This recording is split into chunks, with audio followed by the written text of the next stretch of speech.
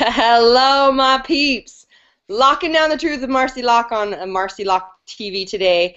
And so glad you guys are joining me. My favorite thing to do is TV every week because I have the most awesome, amazing people that I get to bring on and share what I believe. So Marci Lock TV, if you're joining for the first time, is all about epic awesomeness. That's just it. That's the point, is living a life of pure awesomeness and creating the belief systems and the thought patterns and the behaviors and the actions to create that. So the point is that my goal of this is to bring on people who are living an awesome life, living in their passion and purpose, sharing, epic men standing in their God, women standing in their goddess, and totally being in co-creation of just having an awesome life. So if you are new to this, you can download the Marci Lock app at marcilockapp.com or get it on iTunes or Google Play for free. It has all of our past TV shows, radio shows, so you can take advantage of the amazing people that have been here with me, as well as get free workouts, what else? Recipes, mindset breakthrough tools, you name it. Lots of good stuff there.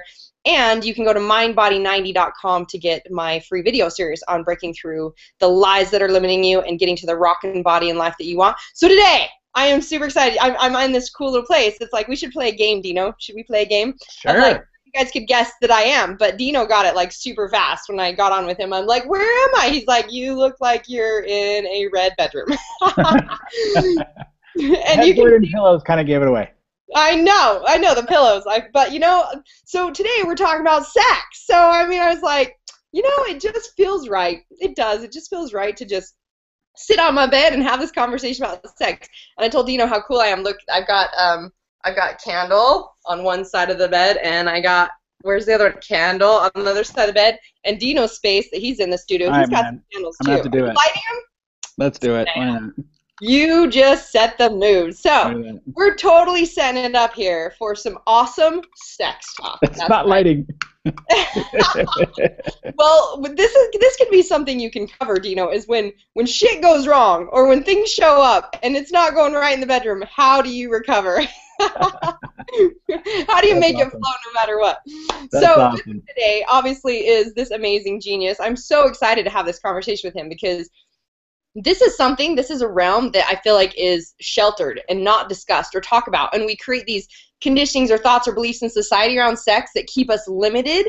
And Dino, oh my gosh, having conversations with him and the genius that he does. So he is not only a marriage mentor and relationship expert, but he is phenomenal content and breakthrough processing and just shifting perceptions that break through all this limitation around sex. So whether you're a sex-starved husband, I can't even wait to go into this different stuff, but all the elements that he teaches to even from disconnect with a relationship to wanting to have it all the time to beliefs, religious beliefs for women, I find this to be so prevalent, Dino, which I'm sure you could go off and is one thing I want to tap on, of beliefs around sex that keep us limited in that connection space and even what it truly is about. So this, I feel like, is an awesome thing to just go into because most people don't want to talk about it. And there's hardly anyone talking about it out there, and Dino gives a real truth to it. So I'm so grateful to have him on. This guy is amazing and epic and phenomenal. And so just to give you guys an idea from the get-go of where you can follow him, you can follow him on Facebook at Dino Watt. Is that all it's under, Dino? It's just Dino Watt? Dino Watt, or The Business of Marriage. It's under there, too. The Business of Marriage. And then what's your specific website where you and I talked about that they can go as well? So you can go to dinowatt.com or you can go to thebizofmarriage.com. Awesome. So Dino, actually, I met him at a cabin retreat that I got to speak at and have an experience with. So I got to kick his ass a little bit with my workouts and get to know him. He's so amazing. You're like, yeah, where's my band? My band. They're right out there. They're outside my door. Nice. But some of my past coaches that I've had in the past, who's some of the most phenomenal coaches in the world, Dino is their coach in relationships and in their marriage and allowing this space for people who are like, hey, you know what? Epic is all that I am committed to. I don't want anything less than epic, and he's the guy that coaches them to get to that space and to live in that marriage experience. So he's phenomenal. So Dino, to really start us off today, we have so many subjects we can cover. I know, like we could go off and go off and go off, and I'm sure the show could go forever. So I want to dive right in, but first giving people the taste of who you are and like where you really came from. Let us know, kind of give kind of the feedback as to who you really are. Awesome. Thanks, Marci. And first of all, Thank you for having me on the show. This is awesome. I'm excited about it. People that are here because of my newsletter will get to read a little bit of the story of how you and I met and all that great stuff. But I was all getting excited because I was going to show you my Marci Lock app on my phone, but I have it on my wife's phone because she has an Yay. iPhone and it's not a Oh, your wife has got Android to yet. download Is Android it. out yet? It is. You can. It should be up on Google Play now too. Okay, well then I will make sure I download because I downloaded it right away. So everybody go download your Marcy Lock app because it's pretty cool. I actually do my bands and stuff. So anyways, yeah, my name is Dino Watt, like you said, and I've been married to my wife Shannon for going on 20 years now. It'll be 20 in October. We've known each other since we were 5, though. Like literally, she was my backdoor neighbor right over there. She was with the weird family, but I married her anyway. And we've known each other for now. It's 37 years. Yeah, 37 years of our life. So pretty crazy. And we still love each other madly. I mean, we get mad at each other too, but we still love each other madly. And I come from my biggest motivation and why I do what I do is because I come from a divorced family. My mom and dad divorced when I was 8 years old, and I still remember. I tell the story often in our events of standing on the sidewalk and watching my father drive away, packing up his stuff and driving away, and me just being so kind of pissed off at my parents, going, "Dude, why do you tell me that I have to keep trying, when I strike out in T-ball or whatever, and why I have to not give up when I can't pronounce my R's because I had a speech impediment, and to go the extra mile, and yet you're sitting here saying, hey, we're giving up, we're not trying anymore, and forget the extra mile." And I was really mad. And I still have that visual, like visceral experience in my life all the time. And when I started creating the business of marriage back in 2006, I wanted it to be different than everything else that's out there. No, I'm not a counselor, I'm not a therapist, none of that stuff, because I went through that with my parents and I thought it was crap. No offense to anybody that's a counselor or therapist out there, but I just felt like it didn't work. And all of my friends that were getting divorced, I had just gone to my high school reunion. I remember talking to a few of my friends.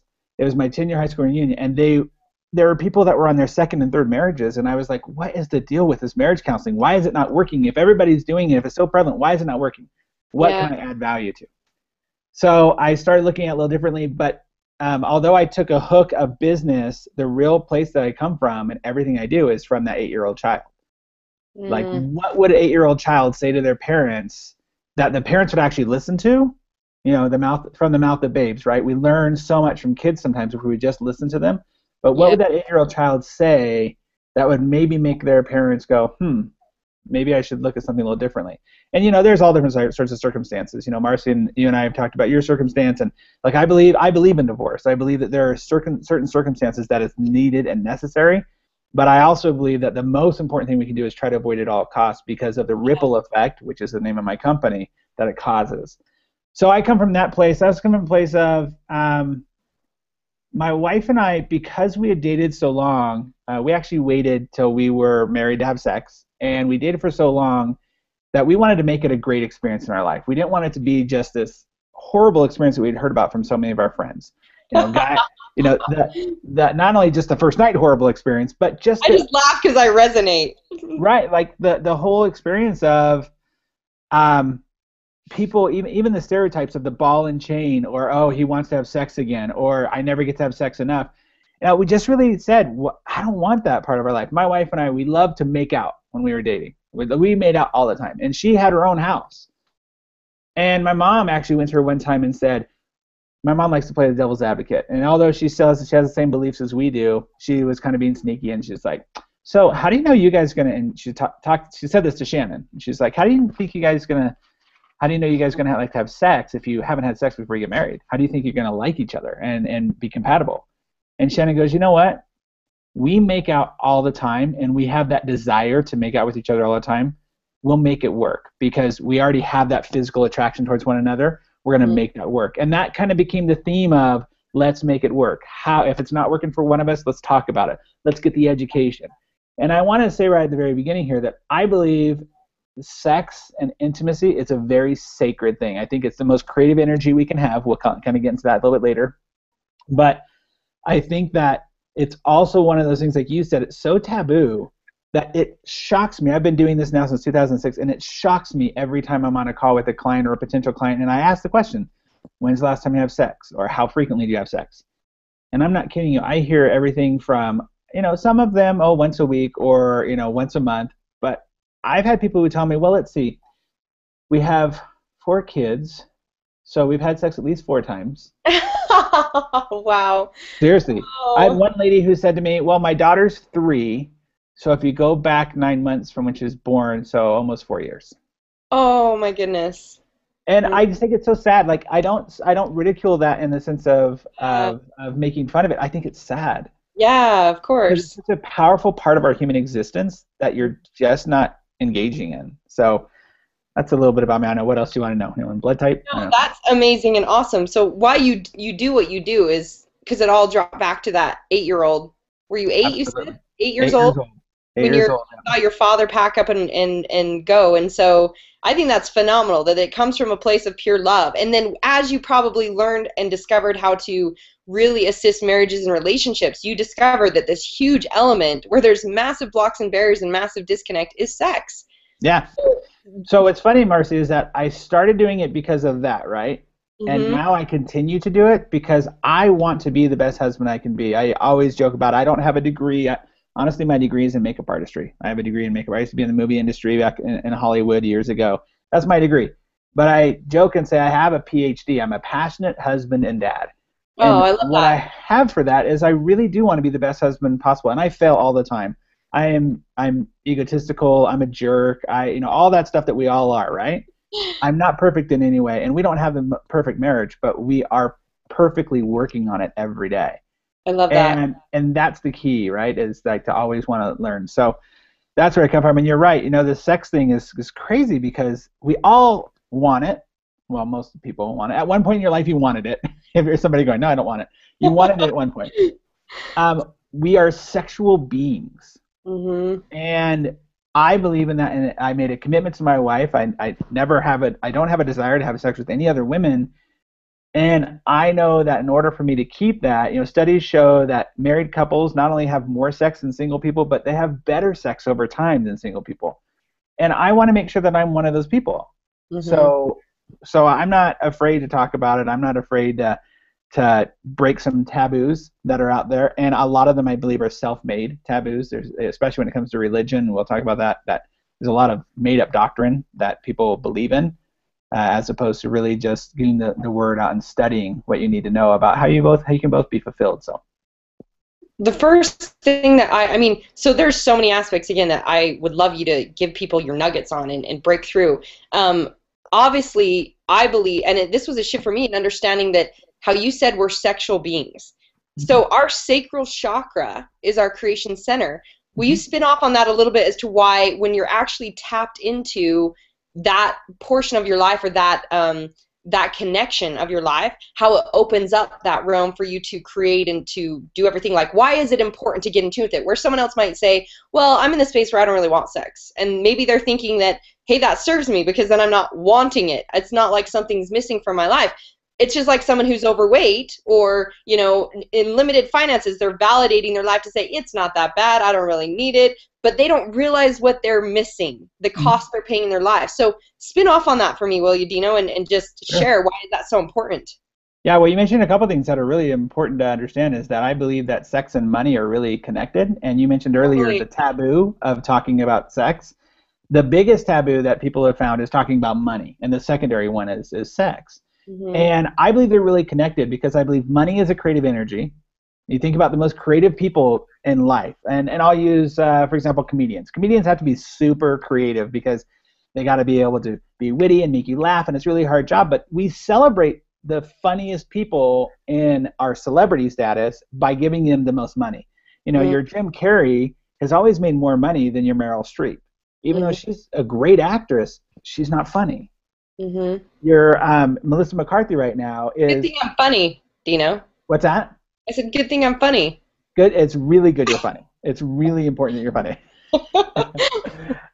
So when you think about the creative energy of that, so there's the money and the sex connection there. And I believe the more sex you're having, the more money you're going to create. And there's a couple reasons for that. But we've had couples come to us all the time and be like, you're right, it's funny. I gave my husband sex, and I say that by giving my husband sex.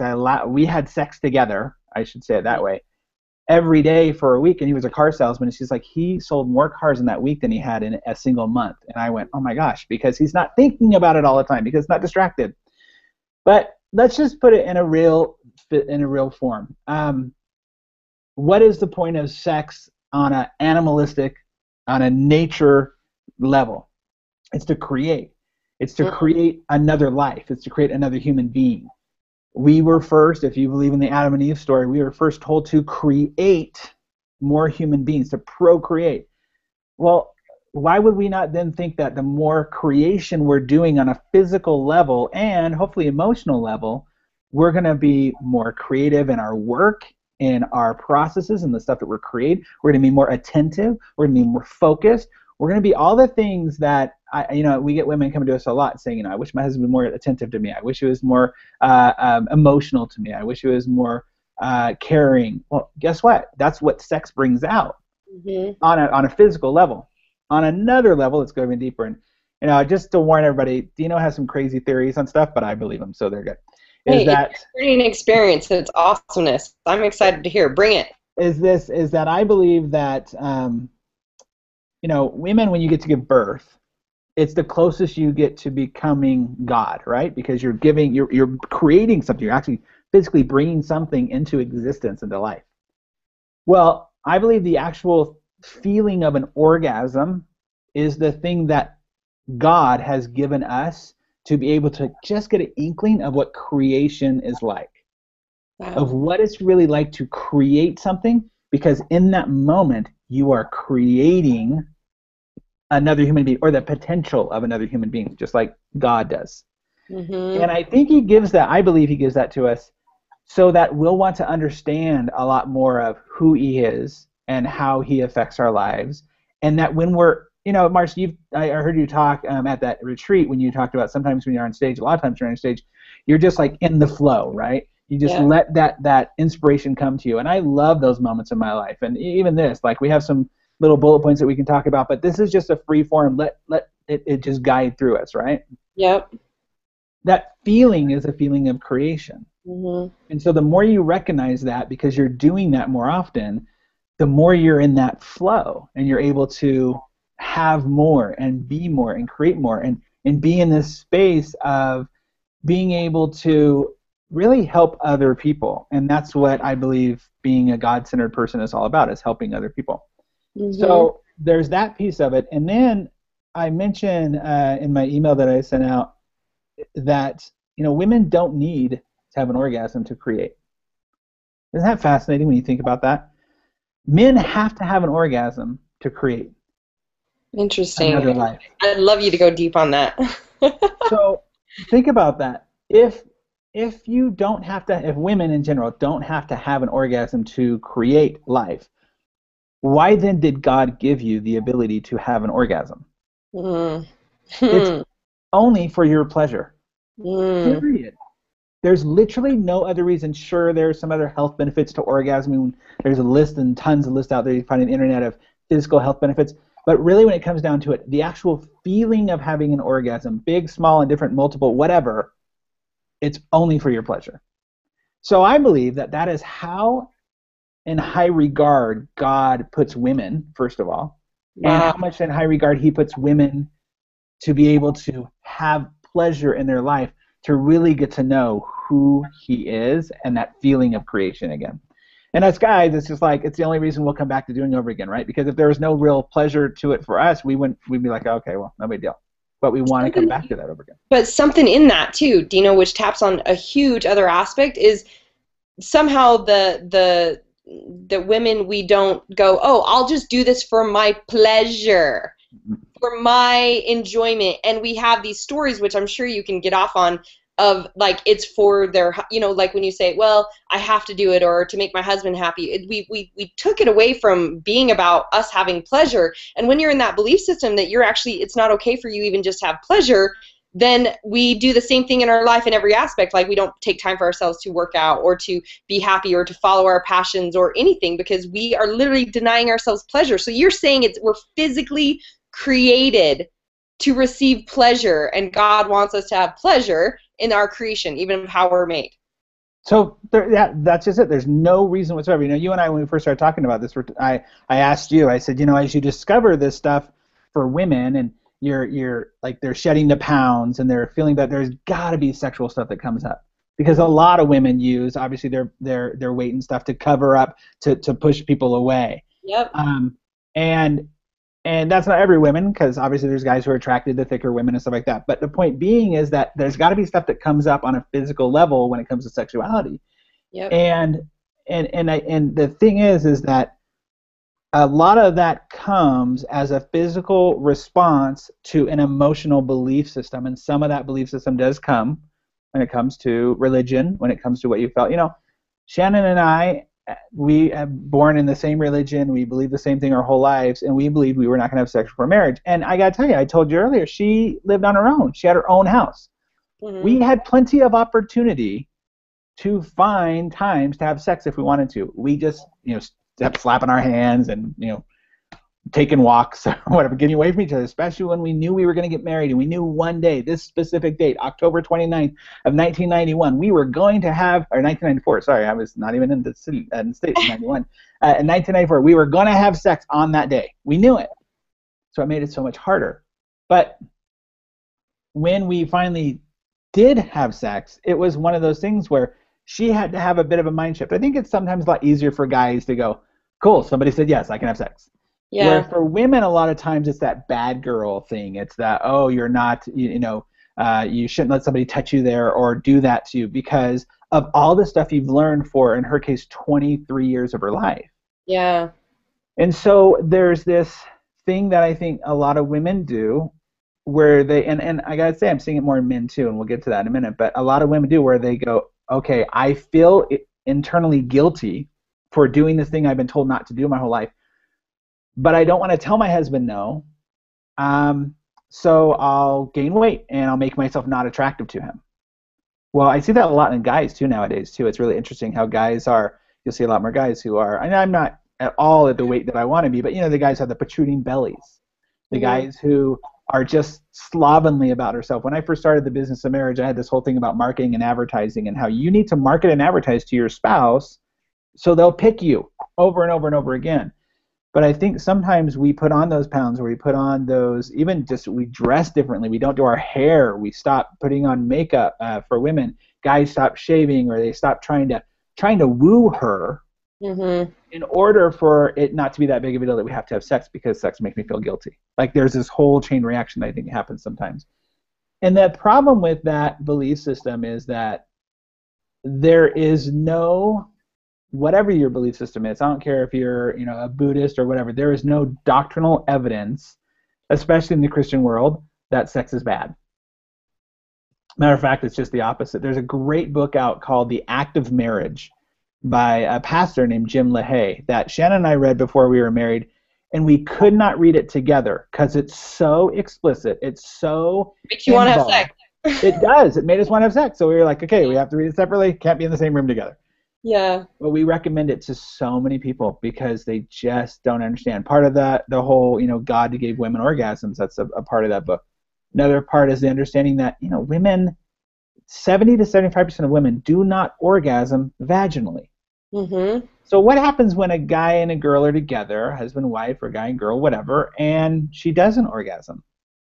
Now, she thinks either something's wrong with her because it's not like it shows in the movies, or he thinks there's something wrong with her, or he's not doing it the way that he should be doing it, which is most guys' number one fear, by the way, is that you're going to find somebody else who's going to do it better and make you orgasm the way he couldn't, whether it be because of his death or your divorce or you have an affair. There's always going to be that. But that is so sad to me, to think that we go to internally of like, oh, there must be something wrong with me, as opposed to, well, if that didn't work that way, then how do I make it work right? What else is possible? What else is possible? Scientifically, and I'm going to say some, scientific terms, folks. So if you're a little skittish, just let you know. The clitoris, it has to be stimulated for an orgasm to happen either way. But most women only orgasm clitorally. Yep. So when we talk about in our programs, we talk about sex toys versus sex tools. I believe a toy replaces where a tool actually enhances the experience. Now, there are things that you can do, ladies, to make sure that you and your husband are able to help you get to an orgasm because you're using it clitorally instead of vaginally. You Hmm. mentioned something earlier that is important too, is that um, if you are not able to feel good about sex, or sorry, if you want, you mentioned about having it quickly or doing it because he wanted it or whatever. A Yeah. lot of women don't do it because it's time consuming or because they get nothing out of it, Yeah. right? Like even if it's So it not feels like time you have consuming. to for them because they Right. don't do it for them, or they're not connected to having pleasure out of it. Yeah, and if they know it's just going to be a wham bam thank you ma'am and they can't get pleasure that fast, then it's kind of like a bother, right? It's like, oh, man, what a time waste out of my day. That's where sex tools come in handy. Because if you find the right stuff, you and your husband can have quickies and both of you still get everything you want out of it. And let me just preface that. It doesn't always have to be a physical thing, right? Sometimes it is. I know my wife has told me plenty of times. Sometimes it's just about her being able to give me something, just like you give your children something that make them feel good as a wife. It makes her feel great to be able to make me feel that way. So it's not Hmm. always about the pleasure, but it can be, right? You can get that quicker if you learn. As you can tell, I can talk and talk and talk forever about this. Sorry. No, it's so good. So when you talk, I would love you to go into where do we start to build those stories? Like, what are some of the specific stories you're saying? I know you tapped on a couple of them, like saying how we're designed literally for it, but what do you feel like are some of the biggest blocks for women, or even in relationships, as to why there's a disconnect in sex? Good. I think one of the biggest stories, actually, what's sad is that I don't even know if they're actual stories. The ability, not the ability, the desire to take the opportunity to get educated is stunting people's growth. So Shannon and I did a survey on our last event about a year and a half ago, where we asked people where they got their sexual education from. Everybody in attendance, and there was about 50 to 60 people in attendance, and we asked them all where their sexual education was from. We made them fill out a survey, and there were maybe two that Wow. actually had a full conversation with their parents, like real conversation. Everyone else was from friends, from just figuring it out, which is probably the worst thing to do. Like, hey, just go figure out how to make a cake. Like, Yeah. no recipe, no nothing. Just go figure it out. Throw some flour and see how that turns out for you. It's never going to turn out well. So I think a big part of that is not only do I not ask about it, but I probably shouldn't. I mean, not only do I not educate myself about it, but I probably shouldn't even ask about it. Because if I ask my spouse to do something different, or if I tell them that I'm not happy with it, then it's going to make them feel bad, and I don't want to make my spouse feel bad. Mm. Or if I ask anybody else, it's kind of embarrassing to admit that I'm not having great sex. It becomes taboo all around. It And when you think does. that way, it's just like when we think about, oh, how do I build a better business? You find a coach in business. How do I build better, relationships? You find a coach So in true. relationships. But yet, sex is that thing where people go, well, I won't.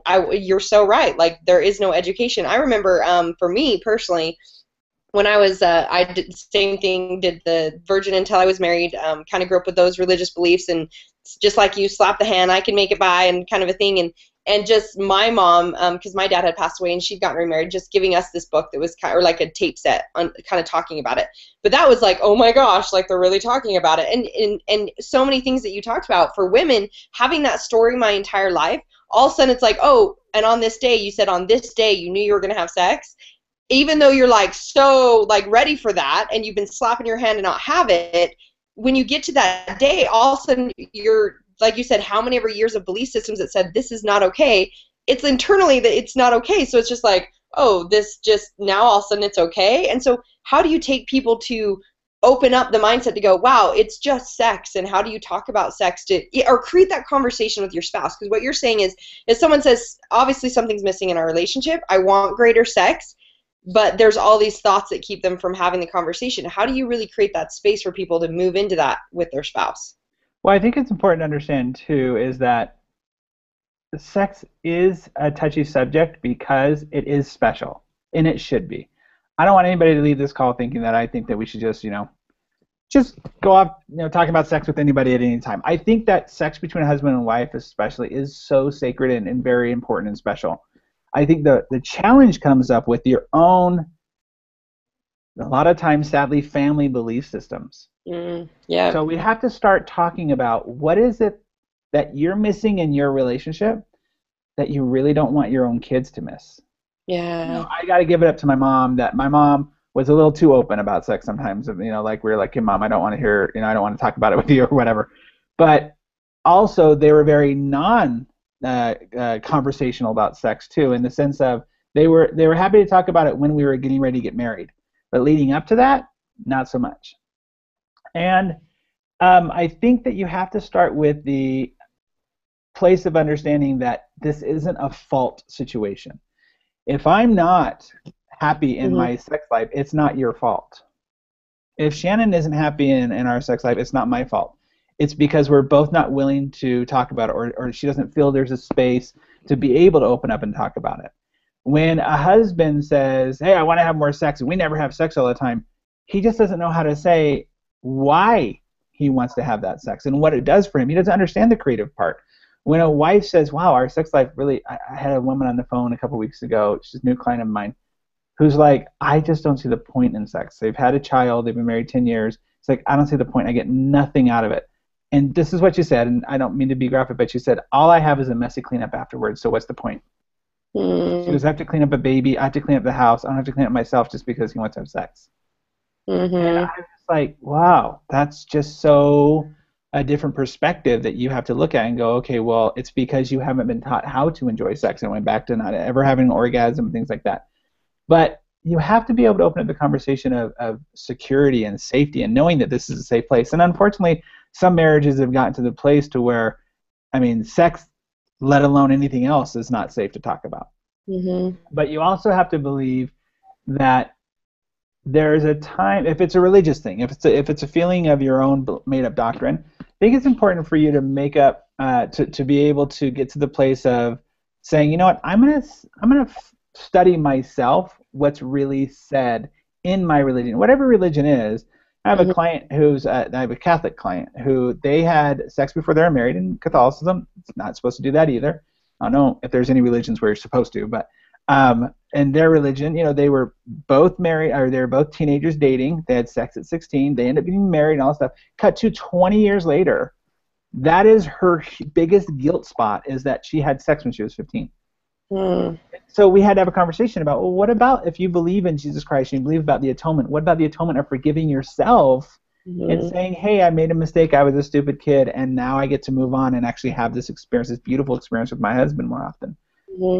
But there's all this made-up doctrine that they create on their own free will and choice of, oral sex is terrible, bad, it's awful. Sex is only for procreation. If I'm having that much pleasure, then that just it's going to make my husband think of pornography. Like, wow. Here's another piece that I know was going to throw a lot of people off, but it's just what we found. If your husband has a challenge with pornography and he's willing to admit that to you, and most of them, it started way before they ever met you, by the way, so you got to be willing to understand that it was not about you. Yep.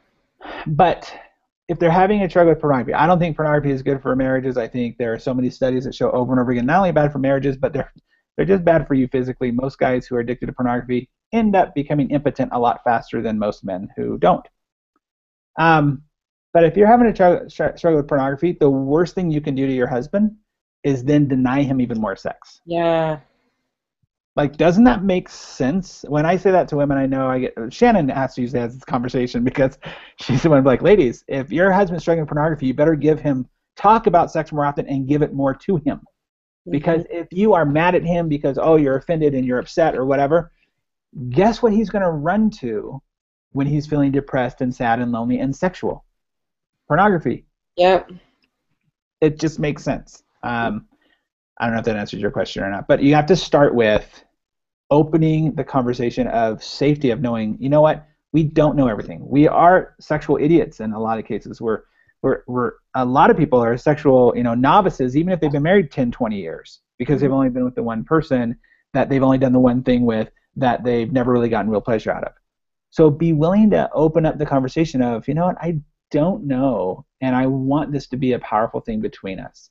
I want this to be something that hopefully lasts the rest of our life. The saddest person that I've ever met in his story was a 68-year-old man who was at one of our events. And we have a very frank sex conversation at our event. And he comes up to me afterwards and he has tears in his eyes. He's like, thank you for talking about this, because once our kids were born and they were out of the house and my wife hit menopause, she just said, well, there's no point in having sex anymore. So why? It's been 20 years. Wow. And he lives a life of guilt because of either wet dreams that he hadn't had since he was a teenager because he got to have sex, but now he's an older man and now is having wet dreams and feeling guilty. But it's because they don't have that conversation, because people just feel like, oh, it's something we really don't need in our lives anymore, or it's not part of what our physical or spiritual needs are. Mm-hmm. So, anyways, being safe, making a safe place for that conversation. So you think, like, and what I hear in this is just like, because I've actually had several clients that found out their husbands were addicted to pornography, and we got to shift. It's all the internal game of, it's not about you, it's about their experience from the past and what they're looking for, and how do we actually get to perceive this in the right way and have conversations that are open and move forward into creating the epic relationship you want. And it's from that space of when instead of saying, well, you know, if there's something missing in your relationship at all, and people are afraid to say, well, you know, bring it up, they think they're triggered to take it as failure or that they're not good enough, instead of if it's spoken as, you know, I'm realizing I want an amazing epic relationship. I want to feel like safe and secure and loved and awesome in sex, and I want to have that space with you. I don't know how to do that. So are you open to us, you know, doing this journey together, having these conversations? But it's always the focus is what you want to create, not what's lacking. And how do you move forward towards that? But before I mean, there's a couple of directions I really want to ask you some questions on. But before getting into that, I just want to make sure I touch back on the fact that everybody can follow Dino, go to Facebook and look up Dino Watt. Remind again the websites, because I didn't write them down before. Dino, will you? DinoWatt.com, just my name is DinoWatt.com, or you can go to thebizofmarriage.com as well. Biz of Marriage, I love that. And then we'll kind of throw out at the end, there's a couple awesome things that you have where people can get into some different programs, and you have events, you have all sorts of stuff going on. But definitely you guys follow Dino.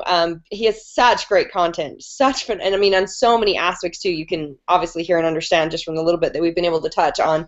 And then obviously you can go to mindbody90.com to be able to get access to my free video series and start to liberate yourself from these perceptions, these lies that are holding you back from not only living in epic awesomeness and everything in your life. So sex being one of them, Dino. So let's jump back in. I want to, earlier you mentioned something that I thought was so good for men and women to hear on seduction, and that when we haven't been taught to date, we haven't been taught to, you know, for men to seduce, you know, their wife or woo their wife or continually do this, or for women to speak up and say what they want either. Like, so there becomes this perception you mentioned earlier where it's like, guys just think, well, you know, we're not having enough sex, and the women's perception is what it is, which might be, I don't have the time, or I don't get anything out of it, or whatever it is.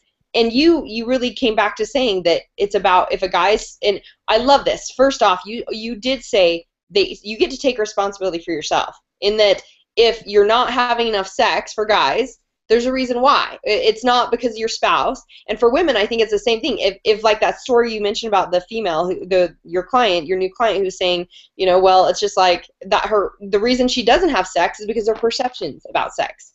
But if she wanted it, and when you maybe create that clarity where you say, this is why it's important, how do you shift those things so you can be open to a new experience? I've seen women that I've worked with in my program where we broke through belief systems where they went from like sex is a have to, and it's all for my husband, and not being about pleasure for them, to where they're like, I used the fuck word, Marci, and it changed the game. It was awesome, and it was for me, and they're like having the most epic sexual experience now. So I see that shift of what's possible.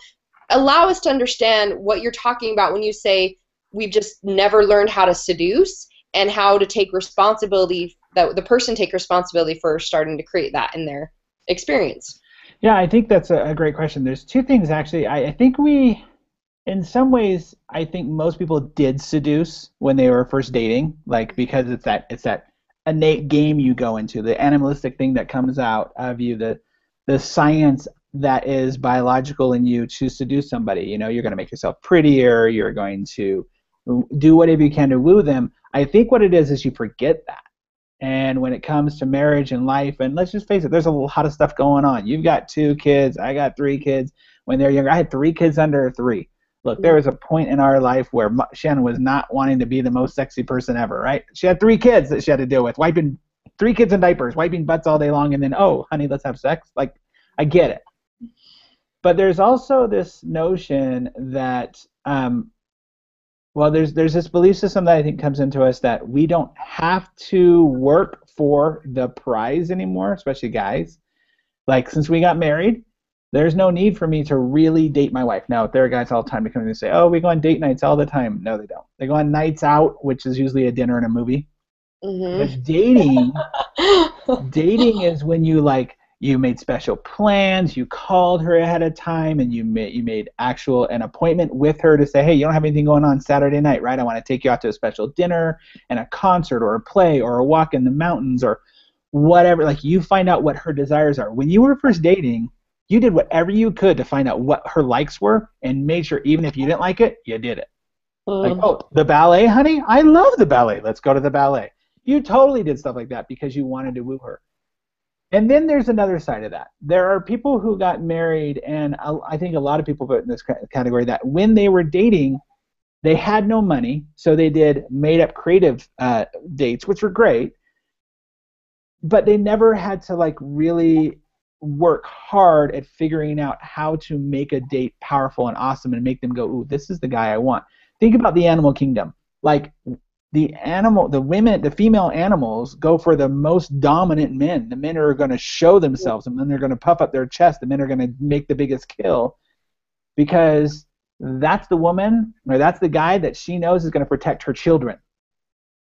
And now we do this thing where it's like, oh, I gotcha? Okay, well, cool. I can sit on my couch and I can put my hands in my pants and play video games all day long while eating Doritos. Like, that's really wooing her. Oh, and when I say I want to have sex, we should have sex, or I'm going to complain about it and pout. It's like you have to woo them, but you have to be responsible for that. As you mentioned, you know, I do believe that if you're not having the sex life that you want in your marriage, it's not your spouse's fault.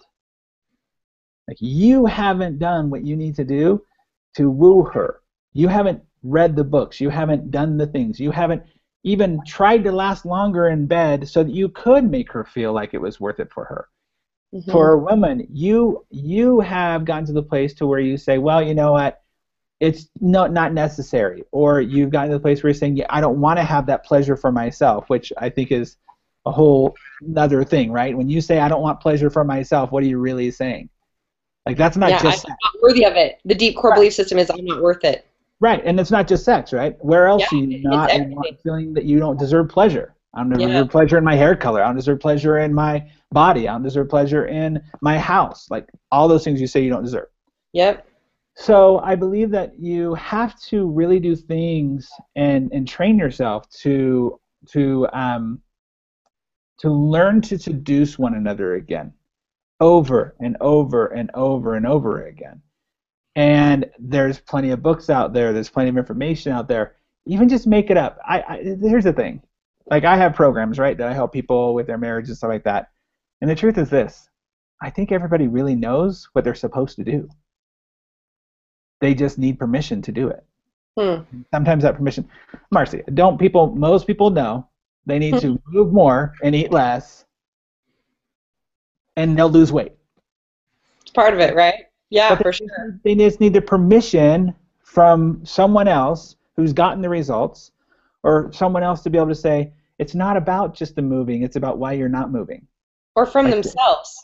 It's like giving themselves permission that they can have it and that they're worthy of it.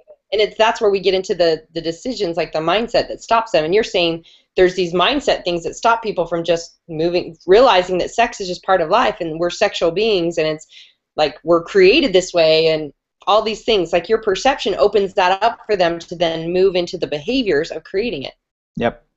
So there's something here that I think is really important to say too before we move on, that you mentioned about the pornography that I think women need to understand about guys. There's this thing that I call the bar effect with guys.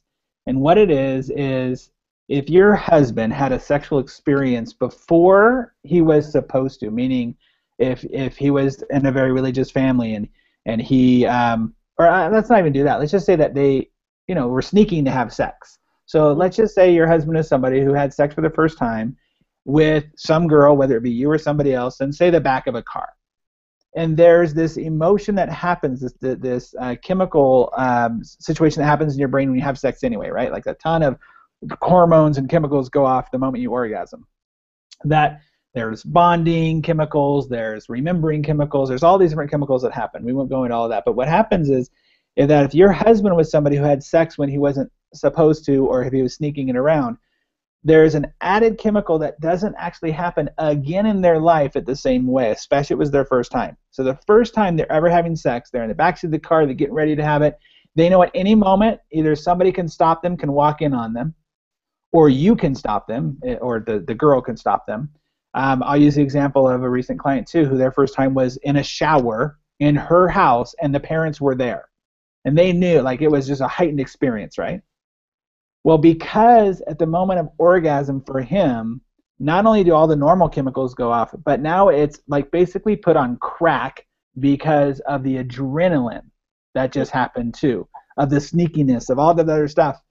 He just set the bar that sex is supposed to feel like this.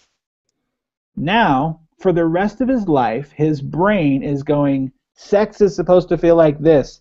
Why is it not feeling like this? Especially cut to 10 years of marriage.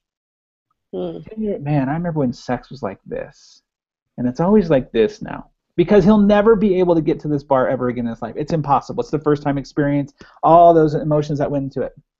So if you have a husband who is addicted to pornography, one of the reasons could possibly be the fact that this was his first sexual experience, looking at porn on a screen, knowing he might get caught, is also helping raise that bar a little bit. If you had a husband who had an affair, let's just say he's dabbling with some girl at work and just thinking, oh, she's really cute, and all those emotions are getting built up, and he ends up having an affair with her, well, guess what? The secretiveness, all that stuff happened all over again, and he's hit that bar again going, oh my gosh, this is that feeling of sex that I remember from many years ago. This must be love. This is what I'm searching for. So it's this bar, this fake bar that's risen, and so now your husband's continually going after this, and you're wondering, why does he want to up the game? Like, why does he want me to dress up? And why does he, want to do things that I don't know about? Or why does he want to look at porn while we're having sex? Because he's trying to find things that will help him get to that level again, which number one, he won't ever, but number two, then once you know that, now the only way to help him understand how to deal with that is to actually do more imprinting processes, and that's what we call it, is imprinting. Just like a baby duck, when it's born, it looks at the mother, whatever is the mother around at the time. If it's not their mom, if it's a cat or whatever, it'll imprint on that as the mother. They've imprinted on this as this is the sexual bar that I have to hit to. So now we need to imprint back on you by having sex more often, talking more about it. There's so many different ways, but I just want women to know that that might be one of the reasons why they always wonder, why is my husband always wanting, why is it never enough? If we have sex 4 times a week, why is it never enough? If it's never enough, then we might as well go down to once a week or once a month or once a year, because it's still never going to be enough. So I'm damned if I do, damned if I don't. But this is the reason why they're always trying to go up to that. So that's interesting. So if that's the case, though, where it's like, there's the thought of, well, if it's never enough, don't you think, again, that goes back to them not having the want and desire for it? Absolutely. Well, it's two things. Here it is, two things. It's yes, the want and desire, but so you don't have teenagers yet. I have teenagers, and there are people out there. There are people out there who have teenagers, and you don't have any girls, so that's probably even different. You were a teenage girl once, though, so that's good to know. Yes, I was. So if your dad was here, your dad and I would have a conversation where there's this feeling of, no matter what you try to do for your kids, sometimes you just can't make them happy, right? You can never make anybody happy. But you can do that with your kids, you can do that with your spouse or whatever. But if you feel always, if you're a spouse, and I'm gonna point this out for women, if you're a wife or a woman who always feels like no matter what you do, he's going to be either complaining about it or asking for more, then you're damned if you do, damned if you don't. Why do more? Like, if you're not getting anything out of it, if you're going through all the things that we talked about, you're not getting anything out of it, you're not feeling connected, you're not, being thrilled by it, then why do more? Then yeah, you're going to pull back. It makes sense. The challenge is that what you just said, Marci? You have to get to the place where it's not about him. It's about you. Yeah. It's about you wanting to be able to say, you know what, I want this for me. He can ask for it more and more, and that's one of the things I always tell women. If they're asking for it a lot, give it to them more, and then they'll stop asking for it. It's like the kid who's always asking for the cookie, right? It's like, all right, finally give in to them, and give them the cookie, and then they'll, okay, thanks, I want it again, and then they'll start going, oh, just 3 times a week's enough, or whatever.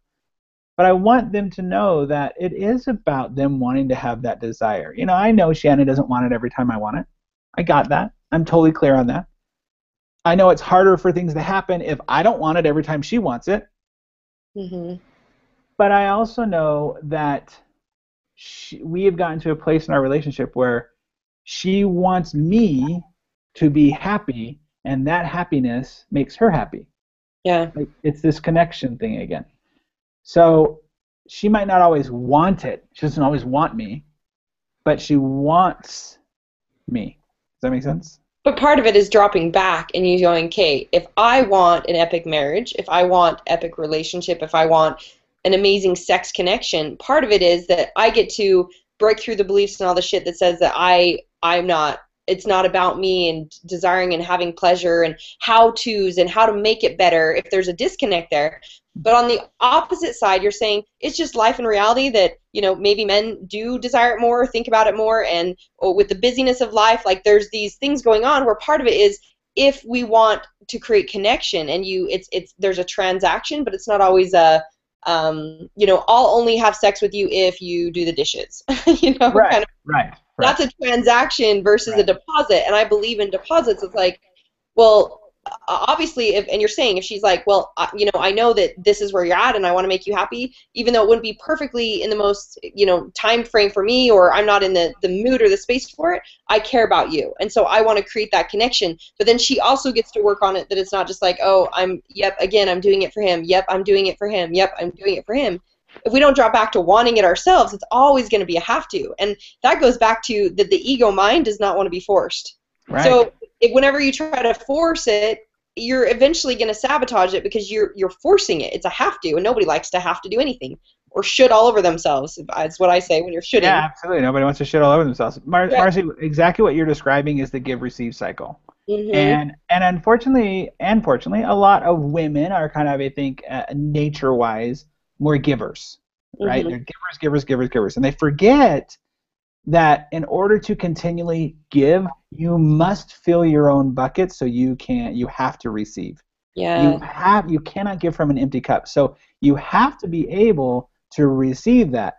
And your husbands want that too. And I don't know if it's not off topic, but it's just as a clue. I think a lot of guys, I see this in our events where they're just kind of like, oh, thank you for saying that. No, your guys, your husbands, they have the best sex when you actually want to be there with them. You don't have to be desiring them and wanting them and going crazy. You just have to want to be there. But when they know you're doing your grocery list in your mind, right? When they know that there's all that stuff going on, when you're not present, just be present. For those few moments, be present, and it changes their world. It's the same thing if, when your husband's talking to you about the stuff that's important to you, whether it's the kids, whether it's your work, whatever, and they're not present. Yeah, I was going to say, it's the exact same thing. It's just somehow we've disconnected it to say, oh, it's sex, it's not for me, it's for him, and I'm just important. Yeah, that's all just a bullshit story, really, that people just are choosing to live in, right? If they really want an amazing relationship, they can create that.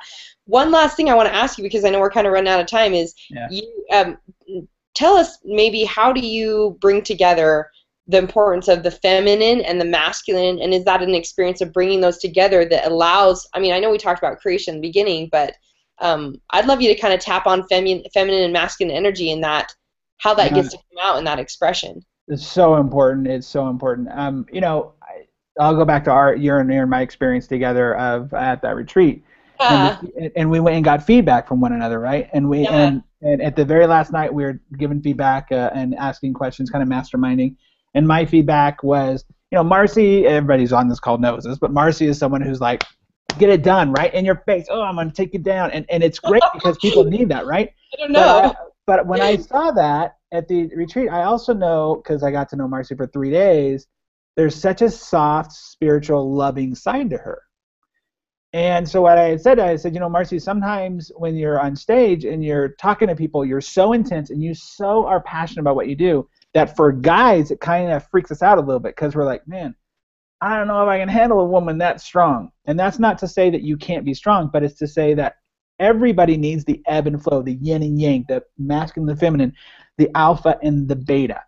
And if you don't use that in your life, especially in your sex life, and understand that, I made the analogy to Marci. I said sometimes you want your woman to be crazy in bed. You want her just to go and have sex and just be nuts, right? But sometimes you want her also to be the gentle woman, the one who's going to caress you and love you and not have demands on you or whatever. So you have to be able to play that ebb and flow. And so that's where you need to tap into what is the true feminine and what is the true masculine. And a lot of people take this as submissive versus dominant. And I don't agree with that. I believe that it is you're tapping into your alpha. Men have to be able to say, hey, I'm alpha in this moment. And there are times where women get to be alpha. But you have to be able to play that and be able to understand that biologically, the chemical makeup that we are, going back to the time before there was writing, right, is there that women biologically needed somebody who was going to be a leader. They did. And their biology actually calls out for that even to this day. That's not to say to be dominant. It's just to say, hey, Marcia, would you ever marry a dude who didn't at least make some of the very important decisions in your life to say, hey, Marci, this week we're going on vacation to Hawaii. I know you had plans. I already canceled them, but we're going.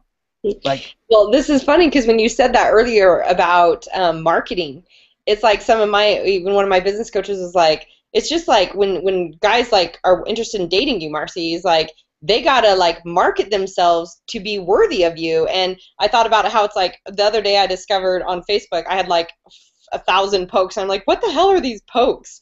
And someone was like, oh, that's like a guy trying to be like, hey. And I was like, why don't they just say hi? Like, that's ridiculous. Like, I obviously would not even pay attention to someone who doesn't have the balls to step up and say, hey, I have an interest in you.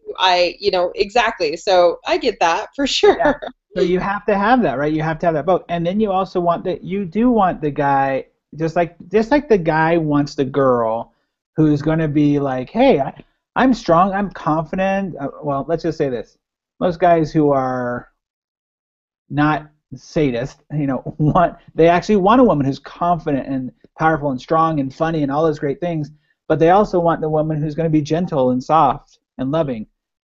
Most women want a guy who's going to be, both the beta of like, hey, let me just sit and listen to you talk, and I really feel sorry for you, and that's, oh man, let me just be here for you. And also the guy who's like, all right, I'm going to be a leader, because a lot of guys think the alpha means I got to put the white beater shirt on and tell a woman what to do, and it's not. It's just being a leader, a very good leader. And so in the bedroom, you have to be willing to give your alpha and let go of your beta, and let go of your alpha and give your beta. There is a dance that you have to be willing to do together so that you can learn from one another. But it's a combination of both. Like you're saying, in all things, like women want the guy who's going to be in touch with the emotions and open and all this, but they also want the guy who's going to be like taking control. So it's like feminine and masculine energy. Masculine is like the creation. Feminine is the allowing and the receiving, and there's give and take in all things. And I think what I've discovered and learned as I'm launching my goddess program and really tapping into feminine and masculine energy combined, and like the power of like being so in tune with your truth as men for being their god and women their goddess. It's literally aligning to all sides of yourself and just allowing the people that can do that, the men that can actually allow their feminine energy out, are some of the most powerful men that I know. They figured out, and the women that can align with both their masculine and their feminine instead of one side trying to play that role. And that's what you were saying to me, is like, as long as people are seeing that the both sides to you, think that came about because on stage, like you said, when I get passionate, I'm fired up and I'm more in my masculine. But then in my coaching, people are like, oh my gosh, I thought you'd yell at me and scream at me and be like, you sabotage. But instead I'm like, oh, interesting. What was the feedback from that? And it's all pure love, and it's like my feminine energy comes out. So you're saying like when people see that, just like in the bedroom or in any situation, they're both aligned. It's like the most powerful creation. Absolutely, it is. It's the total, that yin and yang, right? It's that ability to say, okay, I can be both, and I can be all things in that situation, but I also can be smart enough to know when I need to tap into what. And that give receive cycle is so powerful that you're talking about it, being able to just say, hey, I want to give this to you, but I also want to receive it. And on a very biological outlook of it, and I don't mean to get graphic, but sex is, in the most case, about men giving and women receiving on a physical form. And so you look at that and go, why was it created like that? Is that a clue to how we should be spiritually too? Like, isn't that interesting? So just like the way we look at those two things. You saying that, even, it's interesting because my one of my business coaches, and this is how correlated everything is, okay? Well, it's called the business of marriage. Say that again? That's why it's called the business of marriage, because everything relates to it. So good. But literally, like, this was last week. One of my business coaches, we were talking about in business and feminine and masculine energy and some of the stuff I'm creating for Goddess. And he said, just like sex, he said, men are meant to come into the woman and come to the woman, right? Like, create that, and women allow and receive. Like, you just nailed it again, Dino. I mean, it's literally the way we're set up, and sometimes it's this shift of perceptions and the thinking for women, I think, especially, to go, wow, I'm supposed to receive, and how can I receive, and then how can it become about pleasure, and how can it become about connection, and greater and greater and greater, and it's processed to get greater. And I love that you even said earlier that those that are married and having sex, that the statistics show that the sex just gets greater, because think about it, they have more opportunity to practice and be open to each other, but it's those that are practicing and being open to creating that versus, the misperceptions that create those to be that say, we're not having sex. Right. Oh, I did when I had my pregnancy. That's so funny. That's awesome. Yeah. But so I would love, what would you say, last piece of, if people are in that space, really for what you do, which you shed so much light on, if they're in that dark hole of they're either really disconnected with sex, or maybe they've got blocks around it from, sexual abuse to pornography or perceptions or beliefs, or they're just not experiencing the sex life that they want to. Now they're hearing that it's possible. What would be your advice to these people to climb out of that hole and get to, the results that really you're experiencing in your marriage and how important it is?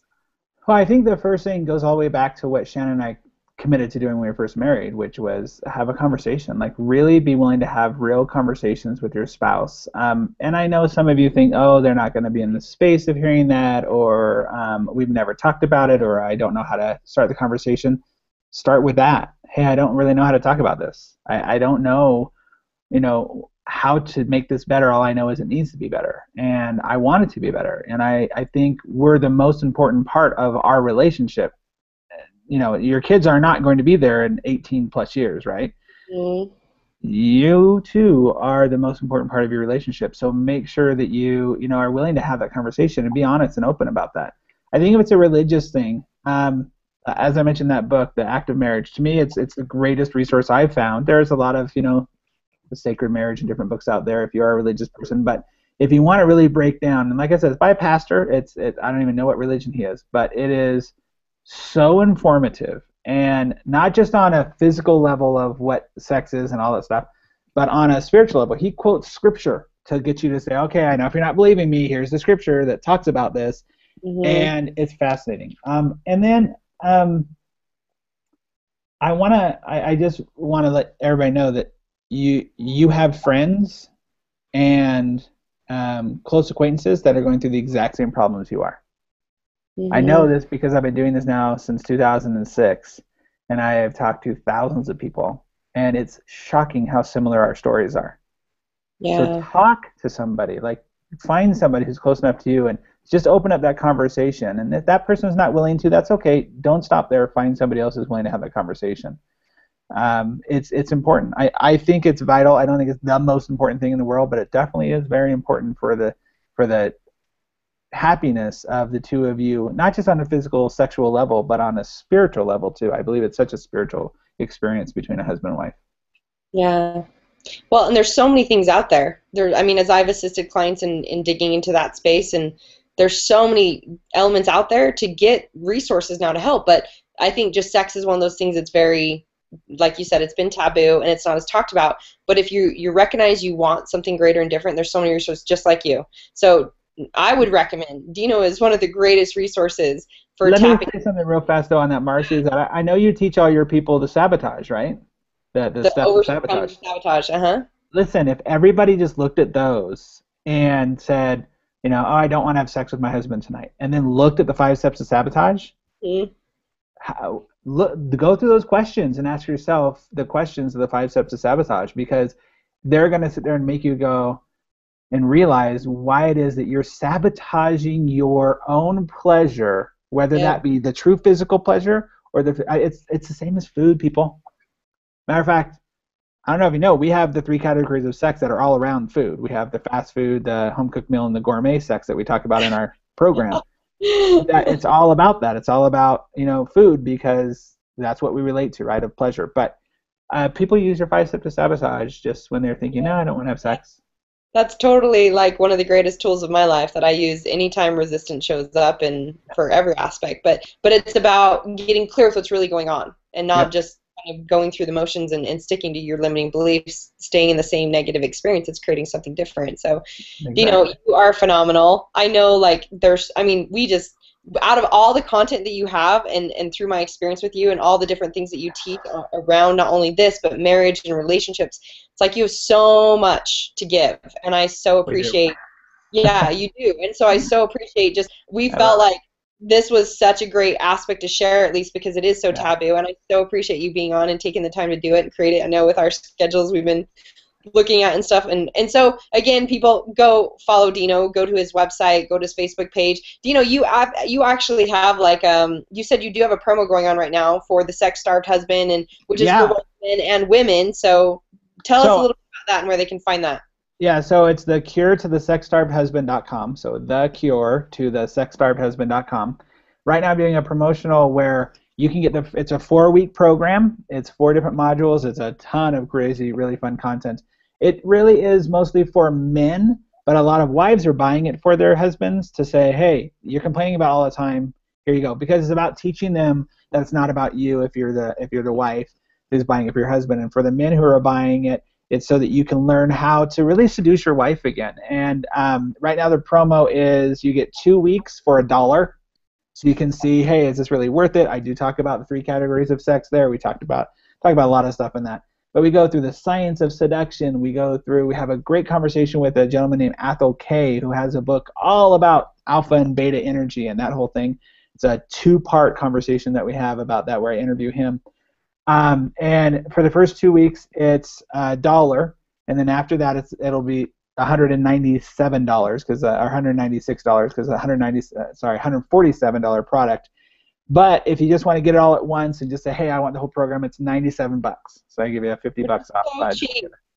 It's So cheap for really the amazing amazing content that you get. I haven't I even can't even really believe it. advertised it that much, and we're getting crazy feedback from people who are just finding out about it. So. Well, and it really is for the women too, because you're teaching men that they get to take responsibility and say, I get to seduce my wife and give her that connection and Exactly. woo her so that she wants to have sex. One of the things we teach in there is so simple. All of it is so simple, but one of the things is there's a friend of mine who ran a survey about non-sexual touch, and 75% of women said that their favorite form of non-sexual touch was if their husband would just touch them when they walked by them, like on the shoulder or on the butt, or just something to make them know that they're there, that they see them, that there's just a gentle touch. 75% of women just said if they did that, out of those 75% of them, 33% of them said they'd want sex more often. Yeah, because they Guys, just feel all you have to do is touch your wife. noticed. Yes. Yeah. Feel noticed. Yeah. Yeah. Awesome. So these simple little things can start to really change the game. Sometimes it's little tiny little tiny shifts to align everything to be greater and greater. It's just starting the process. So that's all it is. definitely It's take the power of habit. that. Yeah. Oh my gosh, that's huge, and that's so cheap. So I would think for anybody that if you're not experiencing what you want in sex, that's definitely an option of a place to start. And then finding out even all the other awesome stuff that Dino has between his events and on his website and whatnot. So again, following him on Facebook or DinoWatt.com. Again, you can go to mindbody90.com to start with the access to the free video series. You can download the app. I'm going to go download the app right now. Yeah, now you're going to go download it on your wife's phone. She'll be excited about that. No, now she's, she has it on her phone. I don't have it on mine because she has an iPhone. Got it. So she's had it. I've been borrowing her phone. It's driving her crazy. Nice. Well, now there's there's tons more on there now. So you got all sorts of good stuff to catch up on, Dino. Nice. And obviously your show's going to be on there too. So now you can listen to yourself over and over and over again. That's right. Cool. Well, so for all of you guys, make sure you definitely get in touch with Dino, get the access to the free video series, download the app, just start living a life of awesomeness. This is really what Marci Locke TV is about. It's purely about shifting those belief systems that every you can have it all. It's limitless possibilities. And today actually a video I did was all about normalizing the shit in your life. Like when you think that life is hard and it's not realistic to have an epic sex life or to have great marriage or any of these things, that's just because you've decided that that's normal. My normal is a life of awesomeness. Dino's normal is awesome sex and connection with his wife and an amazing marriage where they've been married 20 plus years. And, so it is possible. Finding the evidence of that from other people and then going, okay, how do I learn from those people to get those results in my life? That's what this is about. It's all about growth and expansion, and this is your perfect process. So Dino, you mentioned at the beginning of our show how your marriage wasn't perfect, but you were always perfectly working on it.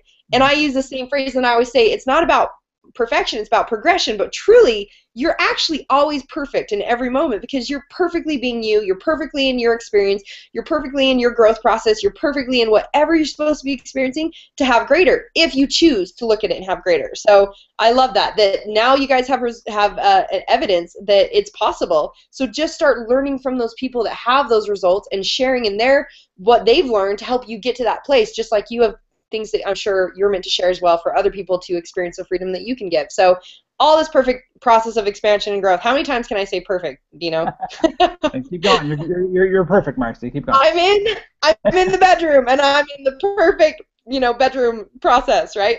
So anyways, thank you, Dino, for taking the time to be with me today. I so enjoyed it, and I love our conversation, and I know there's lots that you can share, so I appreciate it, buddy. Absolutely. Thank you, guys, and thanks everybody for listening, and Marci, you've been a joy. Appreciate it. Thanks, bud. I'm always a joy, remember? All right, you guys have an amazing, fantastic day. Remember that the power of choice is yours. Choose your best life and lock it down.